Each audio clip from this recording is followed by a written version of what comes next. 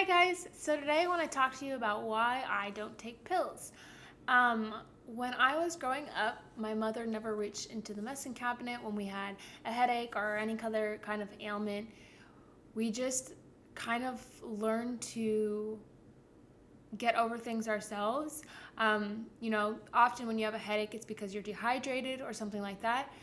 It's not like my mom was some hippy dippy sort of person. We got our shots when we were infants and toddlers, all our immunizations that we had to have to go to school and all that stuff, even though I was homeschooled. But she never got us the flu shot. To this day, I've never had the flu shot, and I've only had the flu once, and that was when I was a senior in college. And I never got sick growing up. I probably didn't get sick until I went to public school in 5th grade. And then like all the germs from other kids kind of that my body wasn't accustomed to. I got sick a couple times in 5th grade. But then after that, like I'm a healthy person nowadays and more high school and then into college. I would say end of high school and through college, I took Midol pretty regularly for cramps, just because I had bad cramps. And then I also took the hormonal birth control pill, neither of which I take anymore, and I will probably never take again in my life because I know there are other ways to deal with the issues that I was struggling with that made me take those pills.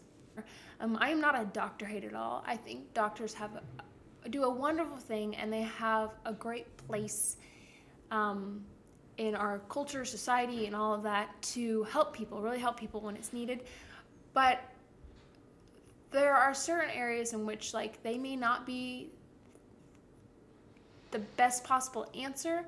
And I think people are so quick to hand over their problems to doctors, and they want a pill. They want like a little pill. They want a quick fix to make all the problems go away, and they think they are fixing their problems by that pill, when in reality they're just masking the symptoms, putting a Band-Aid over it.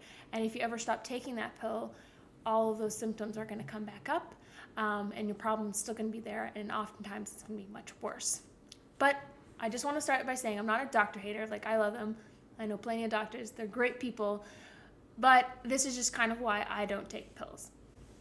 And the reason that I got sparked to make this video is I watched a documentary called Prescription Thugs. And I've seen a couple different documentaries and read a couple of different books and that kind of stuff.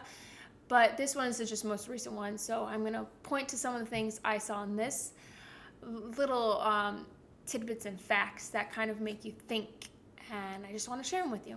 What often starts as a somewhat legitimate prescription ends up being an addiction.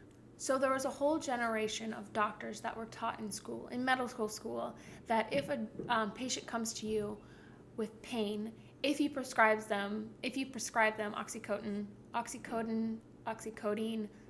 different kinds of oxy, that they will not get addicted. And that is completely false.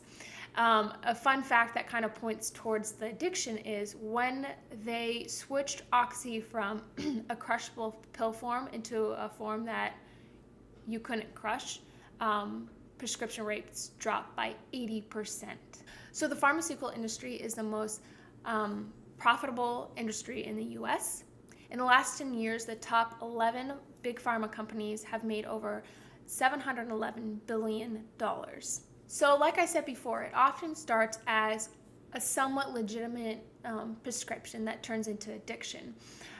So say you go and you have to have hip surgery, so you get put on a certain drug for your hip pain, but then you can't sleep, so you have to go on another prescription drug to help you sleep. Well, then you can't, then you have like irritable bowel syndrome, so you have to go on another drug for that, and then you can't get it up, so then you have to go and get on Viagra. And so it's just kind of like never-ending little web that you get stuck in just by one drug. Statistics show that if you go in and ask your doctor for a specific drug by name, 75% of the time they will give it to you. So Zoloft started airing advertising in 2001. Now 1 in every 10 Americans is on antidepressants. So I should stop and mention here that around the time I got off of the hormonal birth control pill, I was pretty depressed, down in the dumps and blue, and I would cry for no reason, and I just couldn't seem to get happy, and I was confused, and I really thought at the time that I needed to go and get put on antidepressants. And I actually didn't. I took a look at my life and realized it was because I wasn't happy with where I was at. And so I started making changes within my own life and myself, and FemHead is actually something that came out of that. So I can't imagine if I would have went and gotten myself on antidepressants and just stayed where I was at that point in my life. So to get a drug passed by the FDA, a company only has to submit 2 positive reviews, and they get to choose which reviews or studies they get to submit. And so this guy was talking about how there are these companies out there that are basically Results Are Us companies. And so you hand them the drug and you tell them what result you want, and they'll test and test and test until they get that result. So every 19 minutes, someone dies in the US from an accidental overdose of prescription drugs. Like I said before, I don't know necessarily who's to blame. I am not a big fan of Big Pharma, even though they have provided us with so many great drugs. I think there are also so many unnecessary drugs out there. And I just wish people would look for what's actually happening, what's actually going on, rather than reaching for a pill. And I do understand that there are so many different diseases and issues out there that require a pill or some sort of medication, but for the most part, a lot of us don't need medication. We need to figure out what's actually going on and to treat the problem, not put a Band-Aid over the symptoms. And that is kind of just a little sneak peek into why I'm not a big fan of pills. There's many more reasons. And it's not some political movement to why I don't take pills. I just don't like them. It's just not my thing. I know I don't need them. And yeah. Thanks so much for watching, you guys. And until next time, I'll see ya. Bye.